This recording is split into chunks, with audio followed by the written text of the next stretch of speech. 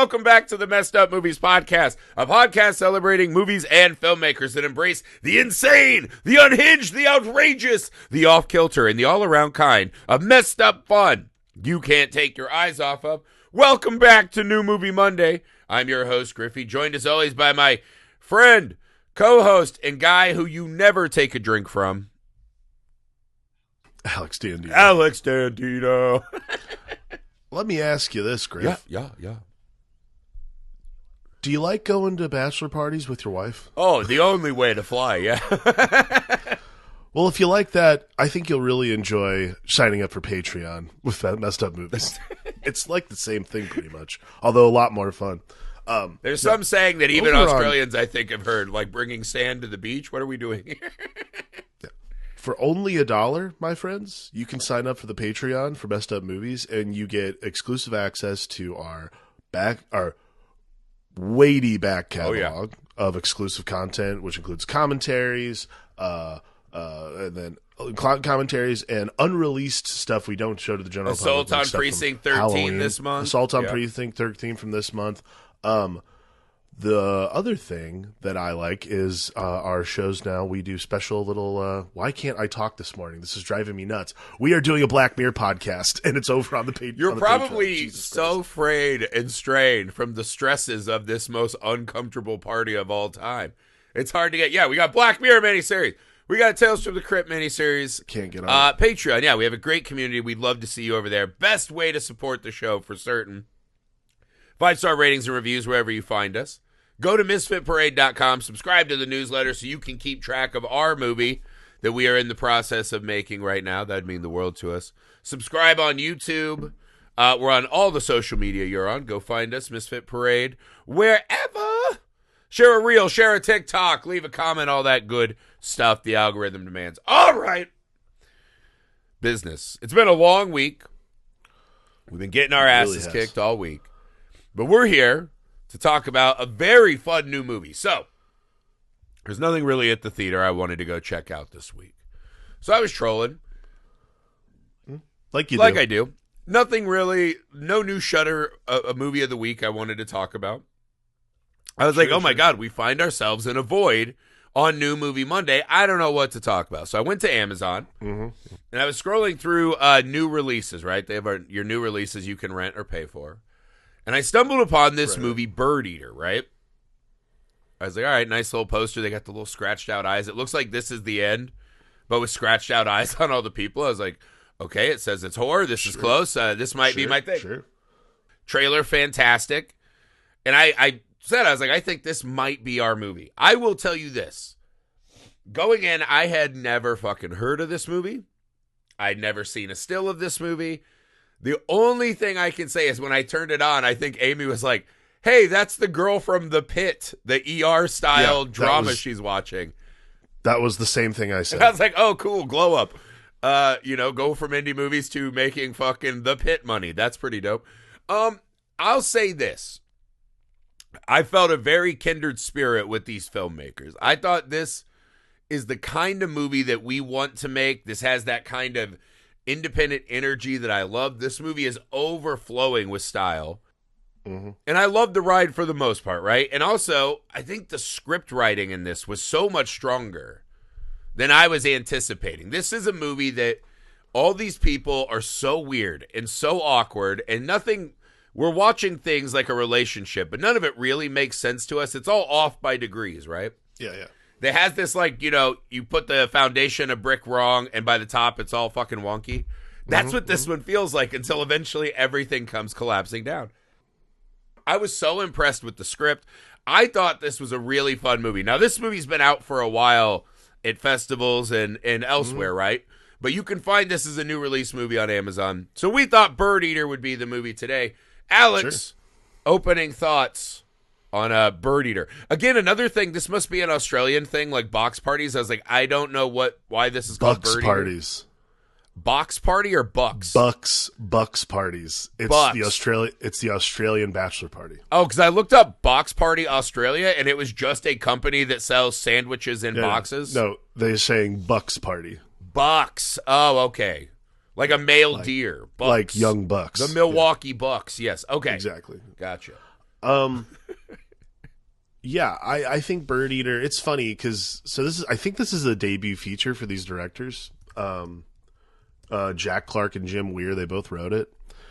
This is a kind of a movie, and this is something that I like about indie movies right now. And it's the Robert Rodriguez aesthetic. This is a really important thing. Like everyone who went to film school, we all read Rebel Without a Film Crew, which is Robert Rodriguez's journals of making El Mariachi, which he financed it by basically being a medical experiment for like 18 months or something like that. Yeah. He gave blood. I've been trying to be a gigolo to pay for Mr. Cream Jeans. It's not going well. So he cobbled together a bunch of money and then went and shot El Mariachi, and that's the story of how Robert Rodriguez became Robert Rodriguez. So when you watch low-budget movies now, particularly our generation of filmmakers that comes up, a lot of us come from that aesthetic, that sort of thing where you're like, okay, I'm going to cobble together like friends and family money and make this movie, and which is fine, by the way. I like that. I like that that's how this feels. I agree. That's nice. I also think this is another one of those situations where you take advantage of the things you have around you, which is another thing that Rodriguez talks a lot about. So I think probably Jim and Jack had the ability to go out into the bush and had access to this location.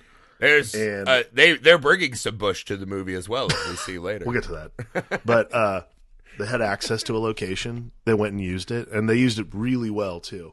I don't know if you looked up sort of like how they financed this, but basically it was a lot of gap financing. It was essentially they found 8 parties who gave them $10,000 each. Mm-hmm. So it was like $80,000, which translates to about 125,000 American. It is very hard to make a movie in America for $125,000. I can tell you that, having done it. Which is why, again, my hat's off.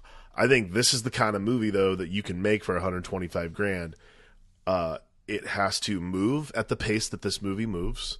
I actually think this movie's pretty long, to be honest with you, for the movie that it is. This is 116 minutes. This could have been like a real, like, nice 80-minute movie. It could have been a crisp 90. Yeah, that's what I'm saying. Like, when you're doing these low budgets, length often becomes the enemy. Mm-hmm. And I think you could argue fairly that this movie, the third act, it's kind of just completely crumbles, right? Because let's get into some of the setup of this, right? Mm-hmm.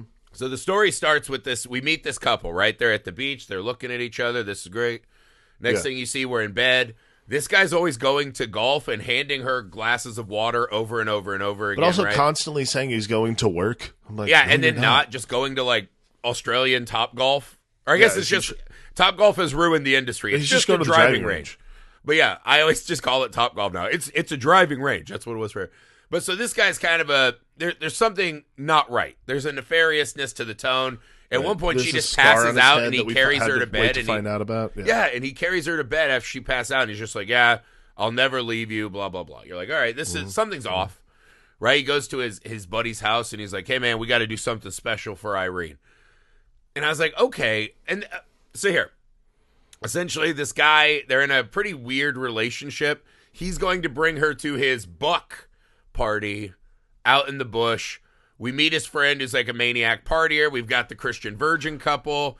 He invites his own buddy, and then a girl or a guy that his girlfriend seemingly used to bang or was really wanting to bang. So this is our premise, right? We're setting these characters in this unusual, why are all of these people here with mixed goals as to what this party's supposed to be. Right. When you're doing debut feature low budget movies, this is the best scenario you could come up with, really. And like, I like movies of this ilk because it does two things. One, it's like an amazing calling card for directors because you have to do a lot. You have to make a movie of people talking exciting, which is a really hard thing to do if you're a first time director. And B, you have to have such control over your actors and the edit that accompanies it, that if it's good, like Birdeater is, you exhibit quite the acumen for what I think takes to make great movies. And I think that's what I like about this is I see a lot, like, yeah, the third act's got a lot of problems, but like I see beyond like just basic first filmmaker style, I see like a lot of great, I personally love I love like the control, like the casting is brilliant, and that's a really hard thing to do. The cast in this movie is exceptional. Like the cast is so good, and obviously we talked about, Irene, who is Shabana played by Azeez. she's gone on now to The Pit, so she's making medical drama money. Ben Hunter honestly, plays this Griffey character who smokes cigarettes. And, I did feel a kindred spirit with Dylan. I was like, that's my role. We get together. Okay, it's funny. I thought you had seen this, and that's why we were watching it, because as soon as that guy popped on screen, I'm like, oh, that's why we're watching this. Okay, cool. No, that guy is just like a soul brother to me. Like, me and him would definitely be just fucking raging at these You guys things. would just be ripping darts, being like, oh, man, I'm going to fuck every girl. Yeah, here. ripping darts and like, spilling there's no girls. secrets, dude. No! Let's do ketamine instead.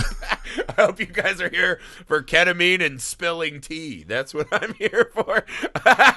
No, I thought the cast, I was so blown away. Because, again, another one of these things is to do a large ensemble piece, right? You're really walking two very treacherous, it's tough, tightropes, right? Which is one, to your point, the script has to be very engaging, right? I'm watching these not stars talk, and so you have no star power, and you have no kind of narrative fallback structure, right? Which is, the bomb is ticking, I gotta go. Mm-hmm. What this movie does, though, I would say that the actors are so up for it. The script is very captivating, and how information is unfurled to us, right? We were kind of watching, and me and the wife were just like, good God. Like, I was getting stressed watching this. And I just kept being like, why will no one say what the fuck they mean? Why is everyone talking in riddles? And it was driving me insane. But again, that's the cool thing. You're so captivated. You're like, I just want one answer. And then you'll get an answer, but it asks 5 more questions leading up to that dinner scene where you're just like, I am so stressed, but so insanely engaged, right? Like a ticking bomb in a Hitchcock metaphor. I felt like this movie was fucking running to that dinner scene. I think to that point, that's what makes movies like this good or when you're willing to give them that level of like that run of fuse. You know what I mean? Like sometimes these movies, they run out of fuse, and then someone has to run and actually light the bomb. This one actually does a really good job of the fuse being so long that it finally actually once it reaches the keg and blows up, you're like, whoa, okay, now we are like off to the races. I'm telling you, I was blown away by the script. It's so good. I actually can't believe how flat the third act fell, considering how beautifully this movie ramps up. It's one of those, it's so, like, the first act is incredible. I'm so engaged. Yeah. That dinner scene is just one of the greatest scenes I've seen in the last couple years. I was so awesome, utterly in love with it, right? And then we get in there's this kind of Wake and Fear movie. I don't know if you've ever seen this, right? It's like an Australian kind of guy gets lost in, like, all this madness kind of movie. And someone I know on Letterboxd was like, oh, that poster's in the background of this movie. I was like, oh, cool. And then I watched the movie. I was like, what? Like, that they didn't follow the spirit of that enough. Because this movie ramps up, right? And we find out there's all these weird, where they setting her up for a surprise? What's going to happen? We don't know. So you're, in my mind, because this is the other thing that immediately leapt out at me. The real reason I gave this movie a chance, right, is because I was like, all right, it's called Birdeater. It's got a good trailer. The trailer definitely markets this as a horror film. Yeah. Right? I was like, Birdeater besides the spider, like the giant spider kind of thing? Like, what are we doing here? I thought we were gearing up for some kind of Lord of the Flies, Most Dangerous Game. Like, they're going to hunt this woman. I thought they were going to hunt. Something is going to happen. I thought they were going to hunt the bride to be. I was like, oh, okay, cool. Like, I'm ready or not. I was like, something bad is going to happen. I do think this movie is going to get kicked in the balls. And it's at a 5.2 on IMDb, and it's not super beloved on the Amazon. Although I think there's only there might even be sub 10 if I looked at it. Like, that's a weird thing to say. The 2 people who watched it weren't stoked. No. Yeah. But again, I think the movie, it's a dangerous thing that, I think you said this earlier, A24 is injected in the market. Yeah. If you just have a cool trailer with style, you can market anything as a horror film now. Mm-hmm. Let's be frank. This movie is as much a horror movie as Fleabag is, as Meet the Parents is. This is I think that's uncomfortable. I agree. Human interaction movie, which is, but see, this thing, The Invitation is this movie, and then horror movie things happen at the end. Yeah. This movie is in no way, shape, or form a horror movie. There is not one element of this movie that is horror, I think what's going to happen is people are going to tune in for that and be upset that the promise was not met, which is not fair to the movie, but I agree. It's a knock against the marketing. But I mean, the IMDb review I saw, the headline was Birdeater, most boring movie of all time. Oh, no! All right. You fucking children. This movie is awesome. Though, to that point, though, that's exactly what I was thinking as well, which is I think that the A24 thing, I think A24, look, it's an amazing thing that it's turned this marketplace over into kind of this thing where we like now, genre stuff could be, as we see, as we'll see in a couple of days, awards contenders. That's great. Like, I mean, it's been going on. I don't mean to think that like the substance is the first time anyone's gotten Neon, like there are studios who have taken some of the shame of the horror moniker off of movies. But a lot of movies have realized that if you sell to horror audiences, that's a great way to make money. I think the A24 trailer cut is something that is sort of an Achilles heel, and that's the problem with this movie. Is the Achilles heel is that the vibe at the beginning and like the way the poster looks, like the marketing for it in general, throws you off so far the scent of what this movie actually is about. And by the way, that's not anyone's fault. That's our fault as consumers because we're just used to A24 kind of just like okay, hold on. That is not. I didn't cut a trailer that's like doing like the Texas Chainsaw like red agree. Trees and the fucking Rambler rolling down the wooded dirt path. Whoever edited that trailer, I don't know if these guys produced their own movie or whatever. They should have seen that trailer and been like, okay. And again, that's what I'm talking about. Let me ask you a question. It's a marketing thing. Let me ask you a question. So what? A bunch of people will watch your drama movie because you said it's horror and cut a misleading trailer. Who cares? They're not going to see it anyways. You know what I mean? It feels like a mathematical choice. I don't care one way or another. Like, for me, dude, get your movie seen. I don't give a shit. You can honestly, I'm glad I saw it. There's a legit chance I would not have stopped on this if it wasn't listed as horror. I think the title and the poster probably would have gotten me to watch it. I think that if I had seen the trailer, I wouldn't have. I can tell you that. Because I think for me, the trailer is usually like a thing where I'm like, trailers are very hard now. And like when I see a really good one, like only for huge movies, we were just talking about this, I feel like when we watched, Superman and the Fantastic Four trailers, which I thought were fantastic. Those are movies that I know exactly what I'm going to get out of them. I know what to expect. So when you see trailers for them, you're like, how shitty is this going to be? It's like the glow up problem is I know my expectations for superhero movies are so low that when I see a good trailer, I'm like, great, that was a great trailer. Also, those trailers literally tell you nothing. It's just letting us look at some like set pieces. It's like I know what a fucking Superman and Fantastic Four movie are. It's pressing your face against the window at the toy store. That's fine. When I watch the Birdeater trailer or something like that, I'm like, okay, again, it's the cool thing to make a trailer like this. And then you watch the movie and there's not an ounce of horror except for it's just like psychological thriller stuff. I think that's the other problem too, is thrillers and horror get mashed together so often to get people in the seats. But see, I don't even think they go thriller though. I mean, but that's the way it. But that's the only. I mean, like it's a psychological. I mean, look. We are engaged in the unfurling mystery, but that's like But this is about essentially a lot about like toxic masculinity. Like because I think Wake and Fright's a great. Fright's a great. Thing to bring up. You said it right. I heard toxic masculinity. Mm-hmm. That is exactly what I thought this movie was setting us up as. Because one of the brilliant things this movie does in the first act, there's so many times, and again, the water thing kind of had this metronome effect of every time she's about to talk or have an opinion, it's like, here, shut the fuck up and drink water. We later find out it's for lion tranquilizer pills. Yeah. And I was like, Jesus Christ, where the fuck are you getting lion? And she's like, did someone prescribe those to you? And I was like, a zoologist? Like, you can't get that shit at Walgreens. What are we? Australia's a wild place, I know, but Jesus Christ.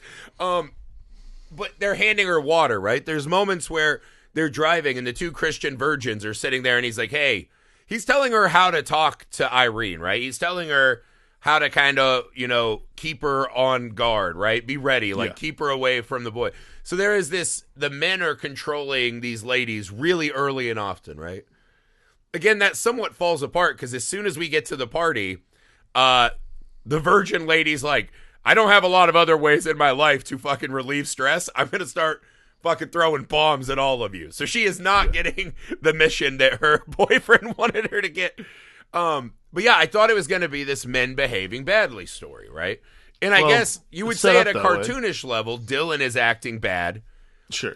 But really by the end, Dylan's like not even close to the worst guy. He does put Special K in Louie's drink, but Louie seems pretty fucking okay with putting pills in his girlfriend. So I think maybe, that's a karma thing. The Christian virgin guy's biggest sin is that he banged Dylan's sister and then apparently is bushwhacking with whatever that mobile van is. And that's about it. Everyone else is okay. And even this is the other weird thing, the Louis thing, they drop it on us, right? So it leads to this beautiful dinner scene where it's like something's going to happen. And you start getting the sense that it's going to be a proposal. And you're like, oh, God, no. There's nothing worse than a surprise like public bachelor party proposal. Yeah, if you've ever seen one of those in real life, it is the fucking worst and lamest thing ever. And you almost always are like, well, that's not going to work. They'll be divorced before you know it. Why are you, like, skip to that phase. Just divorce now. Throw that ring into the ocean and move on. But you get the sense, you're like, oh. And then Dylan comes in and interrupts and does this, like, very pointed and aggressive, beautifully written best man speech, right? Yeah. And Louis like, hey, don't tell this story. And he's kind of been on Dylan's ass, telling him to fuck off and just be his cheerleader. Yeah. You're like, okay. He's wearing a, like, leather Gimp Boy suit. They've had a blow-up doll, so you're like, he's kind of in on the fun, but also Louis a prick. But anyways, we start unfurling all of this, really passive-aggressive shit in the letter. We know that he's got Special K in his system now. And things just start coming out. We're virgins. Louis tranquilizes me. This is the thing they get to, right? Because apparently the blonde-haired guy with the, like, Eminem haircut, who's just there for no reason, he's a swinger, right? He's in a polyamorous relationship. And the Christian lady, of course, wants to let us know all about that. And so they start fighting. And at one point, this leads Irene to just do the, Louis my only person. He's the only one. Without him, I can't function. I have to take these pills. My anxiety's so high.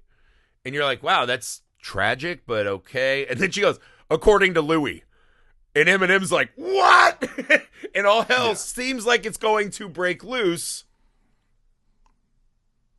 Only for nothing to happen for the rest of the movie, essentially. It's the weirdest decision. Because how I was rocked by this dinner scene. It's so fucking great. Like, I think these scenes are incredibly hard. Right? I was thinking back to Fleabag. I was thinking to The Bear. Right? There are these moments where you just put characters at a table and have them airing it out. That when done well, like, nothing is better than that to me. Right? Just real razor-sharp truths. Yeah. What did you think of this scene as it was unfurling? I mean, it's like in using my fuse to the powder keg metaphor, it's the powder keg and it only it blows up. Yeah. And then you have to do another hour of like, are we just going to stand here in the ashes? Like, that's the problem. Because everyone's just like, whoa, it blew up, but it wasn't explosive, it wasn't going to kill anyone. It just blew smoke over everyone. And we're like, okay, well, now what? And that's that scene is so beautifully acted.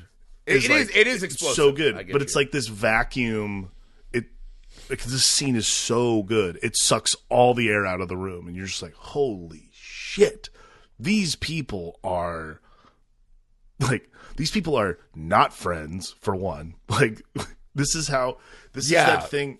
This is the thing I like about movies like this too, is it examines that friendship thing from like, you've known these people. I've known You these just people had my them whole around life. forever, so you just accept it. There's just people you don't think about. It's like, oh, maybe the reason that my life feels toxic is because I have these people who essentially don't contribute anything to me. They just, they're just here because I've always known them. I don't know any better. And that's not a bad thing, by the way. Having friends is a good thing. I think, there's people from... debatable according to the movie. These guys suck. Yeah, no shit. Well, debatable according... That guy who got laid relationship, one by the way, time, is debatable according to this movie. The guy who got laid one time, the Christian dude, he should run for the hills. Yeah. Oh, wait, 2 times. He got laid twice. Yeah, these are not good people to hang out with. But I think that's the thing is, there's just... The air gets sucked out of the room, and there's nothing to feed the fire after that. You're just sort of stuck in this void of, okay... The third act of this movie is just how weird everything can be, and you're like, right, exactly. Right. It's trying to rebuild. I thought of it as it's like rebooting sledding down a hill metaphor, right? So you get on your sled, you're flying down the hill, you're like, damn, this is so fun, and then it hits a flat part, and you're like, and at the bottom of that flat part, there's another teeny tiny little drop, and you're like, is that even worth it, or do I just start hiking my fat ass back up the hill? And that's the problem. So we do this. They're arguing in the house, and Irene is arguing with Eminem about his character name's not Eminem. He just has the stupid haircut. And she's arguing with him. He's like, I'm here. You called me here to be your friend and listen, blah, blah, blah. She's like, I didn't fucking call you here. Louis did, which is the weirdest thing. One of those decisions in the movie, you're like, this is going to lead to murder and carnage, right? Yeah. She's like, I like with Louis, it's simple and it makes sense. You're like, oh, okay. Not really. No, that's bad. Okay. And then all of a sudden we go to the fire and we're doing this paranoia game. Right? I'll tell you a secret, or I'll ask you a question. You say out loud who you think most fits that. Okay. And I'll flip a coin, right? Heads or tails. If it's tails, you don't know the question. Heads, you do. And you're like, okay, this is a cool little mechanic. We see that Dylan's lying. Louis getting aggressive. You're like, all right, so what they did was they gave us all the explosive information. Now we're fucking twisting the knife in the guts. Louis gonna get mad. This is gonna happen. Hell yeah. Okay, I have to push back on this because here's my problem. Because I've written this kind of script before. Because again, when I got out of college, I was like, who do I know? I have 5 friends. Let's all make a movie together. So you write those kinds of stories where you can all sit around the table and bitch at each other essentially and tell everybody what you actually feel about these people without telling them. The hardest thing about these kinds of scripts is that once you do the explosion scene, you have to explode again. And I think the hardest thing is when you have to reboot those. You basically are redoing that scene 3 times to keep the momentum going in the movie.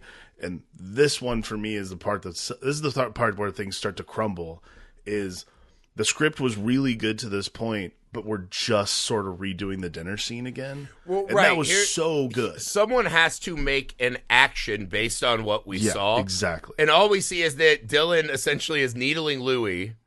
Yeah. The Christian guy banged his sister, and then the Christian guy tackles him, and they might kiss, but they don't. Well, because the whole time I'm sitting there, I was like, why wasn't this just a longer dinner scene? You could have just done all this at dinner. Well, then because the thing they want to do is they bag him, right? They put this gimp mask on his head, throw him in the truck, and they're like, woo!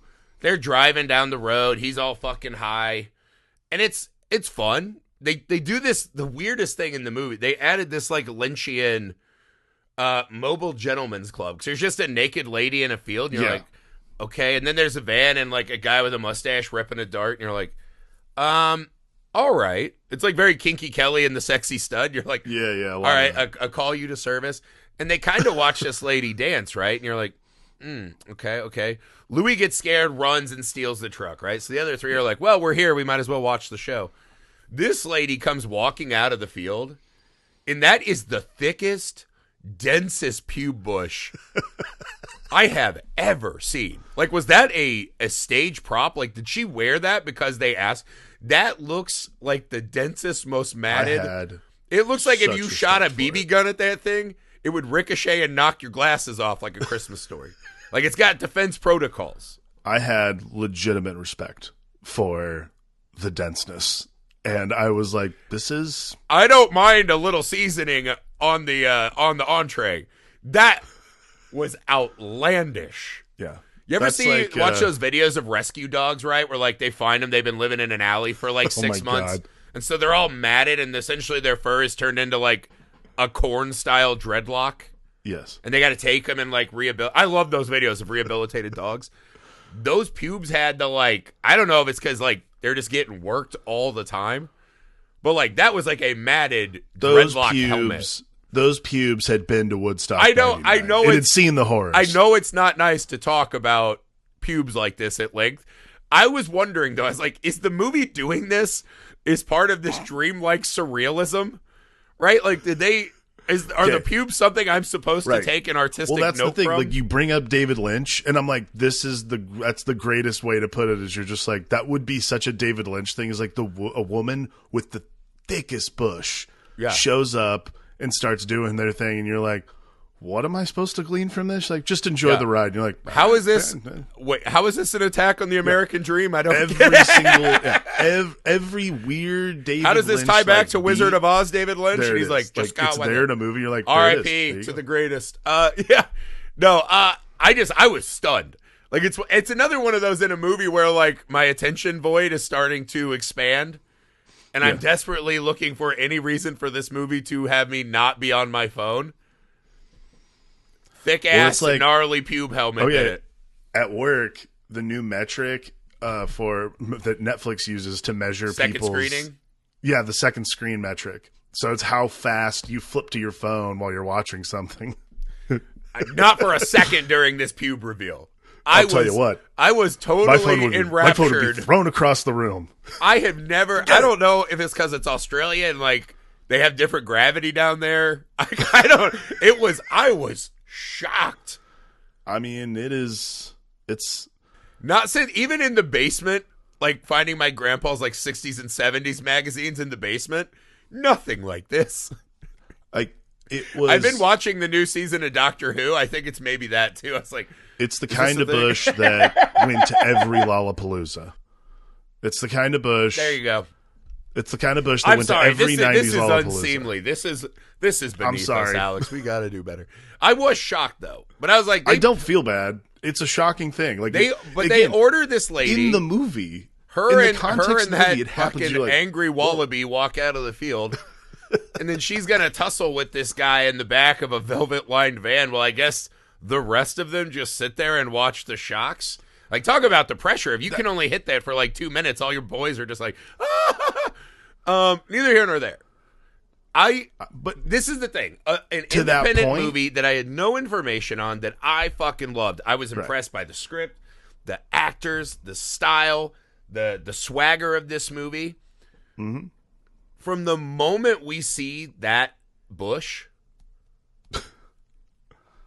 and it's kind of intercut with, we get this flashback, right? Louis pulls the van over, he's high. We have the flashback where we're at the tiki party. Mm-hmm. And Irene essentially is talking to this dude. Louis comes in. He's like, being a fucking cunt as he always is. And she's just like, you're not interesting. You never have been. Like, this is over. I'm sick of it. I can't stand you. And Louis like, fine, I'll drive her. Or like, I'll leave. And he's shit-faced. He's like walking through horse fields and shit. You're like, oh, a horse is going to brain him. That's what's going to happen. No, what happens is because Irene foolishly tracks him down. Yeah. And seemingly, she should have had enough time to not run him over. It felt a little bit like Irene, like the lizard brain part of Irene wanted to run this dude down. There's a small moment where she runs him over. There's this great scene where she's kind of floating. Yeah, it's like a Spike Lee thing. Are running past, and like Louis is like traumatized, right? We see, because they had mentioned he almost didn't make it. He gets all the way fucking annihilated by this car. The makeup effects for this are fucking awesome. Like, this does not mean you get to call it a horror movie, but it's like a compound fracture on the arm. You're like, damn, nice work. In the same way, Meet Joe Black is not a fucking horror movie. There's a lot of people that get hit by cars and horses and shit. But the scene is fun. Meet Joe Black is a comedy. So I guess, the horrifying bush and the horrifying car accident, there is not 1 second of this film past that adds any narrative value to the characters or wrapping up the plot. The biggest problem is this movie does not end at that moment. It makes this horrifying decision that I couldn't wrap my head around. which is the next morning he like knocks himself out on a rock. He can't find Irene. They come to breakfast and they're all sitting there doing that like post-morning like, well, that got out of control. Well, that got out of hand. Sorry about like, that. Dude, we've seen like drugged out rager movies. Yeah. This is not that bad. Your buddy banged an old lady. Do you think in this you tried to propose to your girlfriend? This is the thing that this is the thing I was trying to give the pass on. Because like I agree. I think the ending past that. Dude, if you're making a movie on your own that's this good for like 80% of it, yeah. I don't care if it ends perfectly. I was shocked how just completely limp this movie went. Well, I think that's the thing. And it felt like 30 minutes of movie after that? No, I paused it. So after the car accident, it was 20 more minutes of movie. And I'm like, it felt so long. This cannot be. So watching it, I think this is the thing. And I think this is the part where you get so close to your movie that you don't know how to do this. And this is why you hire editors. And not to say that, I'm sure Jim and Jack have an editor. But this is why you hire an editor. This movie is exceptionally put together, I think. Yeah. This is why you hire an editor, though, is because when you're this close to your movie, you don't know how to end it.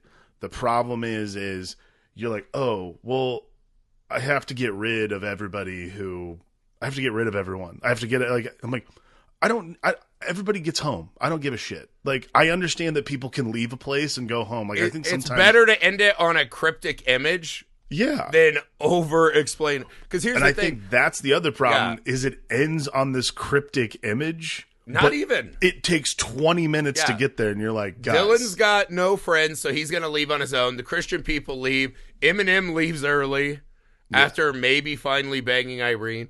Irene decides she just wants. They do this like they match the Christian couple, and he's like, I did bang Dylan's sister when I was 16. And she's like, it's cool. We're building from here on. I'm like, yeah, you fucked one chick when you're 16 for probably like 35 seconds. Of course, like what? Just don't do that now.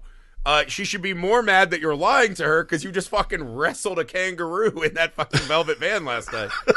But she puts her hand on his, right? And it's like this, things aren't 100% true, but like they're going to try anyways. Okay, cool. Yeah. They match that. Irene, we see Louis put a pill in the fucking lion tranks, by the way. Put that in her drink. She watches him. He thinks she's asleep. Her eyes are open. She puts her hand on his hand and just takes the water. And then he's like, I gotta go pee. It's our last chance. And a ferry comes up, and she's sitting there looking at the bathroom door and into the ferry, and the keys are in the ignition. I go, wait. I was like, it's such an unfortunate miscalculation. Because there's two options. She chooses not to leave.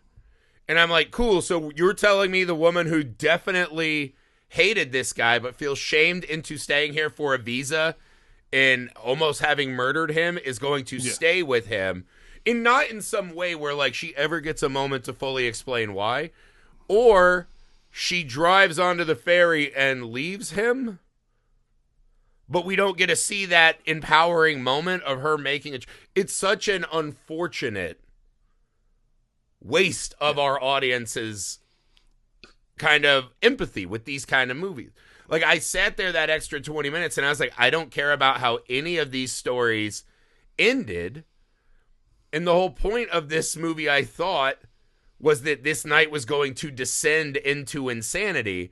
And I was like, banging a middle-aged stripper and having weird thoughts while you're on drugs is just a very average night out on the town. Like, there was nothing in that I was like, whoa, that was, like, I had this night like 5 times a week when I was 20 in LA. You're like, this is nothing. And the fact that it's marketed as this like thrilling, like secrets are revealed. I was like, yeah, he's a piece of shit. Yeah. Like somehow he got lion tranquilizers. That's the great mystery of the movie. Nothing else in it panned out by the end. But I would argue movies are more about the ride than like a destination not being right rarely unravels everything before. These kinds of movies are more about the ride than anything else. Yeah, the level of filmmaking and craft that we saw through this movie, I would without a doubt be pumped to support and see the next movie these people do. I would love to see Jim and Jack do another one. That was great. Yeah, that's what I'm saying. It was so good. And again, most movies, the third act is the hardest part. It's just, look, when you like your characters and when you make these kinds of movies, you think to yourself, I need to explain where all these people are going. Like, no, you don't. That's just because you're close enough to it where you want to do that. I understand. Yeah, the hour 53, it's like, man, if you had brought that down to sub 90. If you'd brought it to a tight 90, 80 minutes. Yeah. I would have been on board. Like, and again, it's okay. But it didn't put me off because I was like, make a movie. Yeah, the writing and acting were so good. I was like, oh, they're going to do it. And then, yeah, it peters off at the end. Shocker, by the time you hit about 90 minutes, the movie is out of fucking gas. Yeah. That's how most movies are. That's how most movies I would argue I've never seen a movie that you couldn't chop like 20% out of. Right? A lot of movies is just writing things in that you care about and that you think are fun and interesting. This whole no scene that doesn't matter to the story, that's absolute dog shit. No one makes movies like that except for flat studio bullshit. This movie wrote how they did, and yes, where their minds went was not what I was marketed. I think that's... But so that's what? Who fucking cares? I was marketed a certain movie. I didn't get that movie, but that's because these filmmakers are filmmakers making their own choices. Yeah. Well, if in The Hangover you found out when they're like, we lost him last night, and it's like, oh yeah, he just fell asleep in the bathroom of our hotel room, and we each had 2 buckets of Miller Lights, and we lost about $500 combined, you're like, that's not a movie anymore. Yeah. Like, that's not a Hangover level event. I thought this was going to do some, and the Dylan character, my cousin, right? He was really selling me like he had some dark underpinnings. And I was like, no, he's just mad that all of his friends suck and don't party. That's all. And I was like, yeah, I get that. So, I don't know. I love so much more of this film than I didn't. I thought it was actually a very beautiful, really incredibly made film. What an undertaking. And the cast was incredible. I'd watch anything these people are in, except for apparently The Pit, because I don't do fucking surgery stuff. And Jack Clark and Jim Weir. Beautifully written, beautifully directed film. I'd really like to see them make another one. I have a real feeling we're going to see something incredible from them before you know it. Right? I'm excited to see another movie from them. Yeah, and honestly, I'm glad that I picked this movie. I would never have found this movie, it feels like, until 3 years from now they make one that splashes big. And it's oh, we should have known with Birdeater. Now we'll get to be the people that are like, we saw it back then. We saw the fucking chops. We saw the wallaby, dude. We were there. Good pick, Griff. Good pick. It's a good movie, man. Oh, we didn't get to. Alex. Yeah. What's the most messed up moment in Birdeater to you? I think we talked a lot about the most messed up moment in Birdeater too. The bush. The middle-aged lady bush. I mean, there's a way you gotta I'm all for freeing it and letting it go. You got to use some leave-in conditioner, though. It was in a sad state. Again, you don't want it looking like an abandoned stray dog. You got to, if you're going to have it, you got to take care of it. The metaphors, the animals and music festivals we've name-checked about how to describe. I'm just saying, when that stripper walked out of the field if Sarah McLachlan were playing, you'd be like, yeah, I see this all the time on Rescue Dog TikTok. Neither here nor there. I think if you're going to go most messed up moment, I think you got to go when it's revealed that Louis is self-diagnosing that Irene needs tranquilizer pills every time he leaves the house. Because she lays this thing out that she has separation anxiety and she takes sleeping pills. They're Trixapan or whatever. And the lady's like, we use those to tranquilize the lions. And you're like, what? So, but Louis doing all of this, and it unfurls in this trap that because he was such a dipshit, she wanted to leave him, and now is guilted into this life where we watch her fucking pass out in the hallway, and he just throws her in bed and goes to the pool again. Again, there are moments that maybe are visually and physically more terrifying. That is a ridiculous relationship admission in the middle of all your friends right as you're about to propose. It's her according to Louis thing that's you're like, there you go. There's the fuse. Yeah, and you're like, there's the fuse hitting the hitch. Oh, Louis is just the bad guy. Louis is just a bad guy and there's no debating it. Maybe I don't feel so bad she ran him over with the fucking car. Who knows how many women he's done this to in the past. Neither here nor there. I would implore you guys, if you haven't really seen, good. if you didn't watch this and you listen, go take a chance on Birdeater, Hey, man. it's $7 on Amazon. go rent this don't movie. do it today though, because of we're economic blacking out today. We're boycotting, except We're for Taco boycotting Bell. Amazon today. I'm hoping Taco Bell has the right politics because I refuse. I'm not eating my Friday Taco Bell. Sorry. Some fair. things are bigger than politics, as we've learned. You've earned that. I've earned that by existing. No, neither here nor there. Go support the cause, guys. This is a great film really good. from really promising filmmakers and actors. I think you'll enjoy it. Guys, we have an awesome packed weekend for you. Assault on Precinct 13 exclusively on Patreon tomorrow. Sunday, we have a new Misfit Mirror. That's our Black Mirror miniseries on Patreon. So big stuff over there. We're about to drop our poll for the March exclusive episode as well. So please go to patreon.com/messedupmoviespod. That would mean the world to us if you could support us there. Subscribe to the Misfit Parade YouTube for all the fun stuff we're doing over there. Make sure you go to misfitparade.com, subscribe to the newsletter so you can follow the production of our movie that we're making that is not as good as Birdeater, but we're trying our best. Make sure you leave 5-star ratings, reviews, and tell your friends. Send them an episode. Send them a TikTok. Send them a reel, a short, a clip, whatever the hell. We would appreciate it. We'll see you